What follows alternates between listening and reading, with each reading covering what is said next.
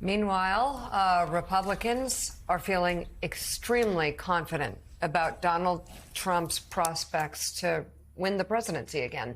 Senator J.D. Vance of Ohio introduced himself to a national audience last night at the Republican National Convention, accepting the nomination for vice president. The 39-year-old shared stories of his turbulent upbringing, which was chronicled in his best-selling memoir, Hillbilly Elegy. His speech had a populist tone, casting himself as a fighter for the working class. A venture capitalist, huh? President Trump represents America's last best hope to restore what, if lost, may never be found again. A country where a working class boy born far from the halls of power can stand on this stage as the next vice president of the United States of America. Joe Biden has been a politician in Washington for longer than I've been alive, 39 years old. Kamala Harris is not much further behind. For half a century, he's been the champion of every major policy initiative to make America weaker and poorer. We have a big tent in this party on everything from national security to economic policy. But my message to you, my fellow Republicans, is we love this country and we are united to win. My message to my fellow Americans, those watching from across the country, is shouldn't we be governed by a party that is unafraid to debate ideas and come to the best solution?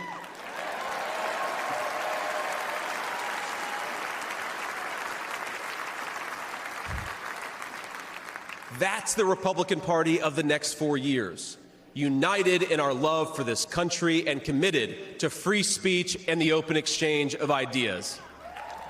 You know, it's very interesting, Jonathan Lemire. I mean, I'm finding that Ivy League elite schools, whether it's Yale. It's true, though. So you went to Columbia. But whether it's Yale or Harvard or Princeton or these elite institutions that would not even allow me to buy a T-shirt from their campus stores, these elite institutions are producing some of the fiercest populists in America. And I mean, this populist shtick that he's doing, I love the split screens of him in his little tech vest. You know, I love San Francisco. San Francisco is great. I love it. I love San Francisco. And you know, I love San Francisco so much. Folks. And I love the elites out here. They're so smart. And yeah. So here we are, Josh Hawley. He is a fierce populist. Stanford, Yale.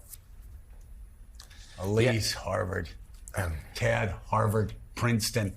I mean, again, these are places, you know, they put APBs out.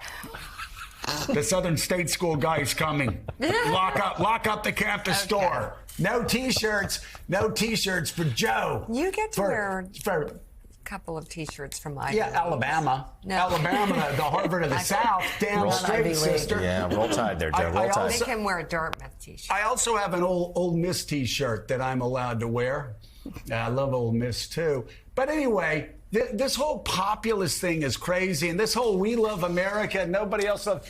How do you love America?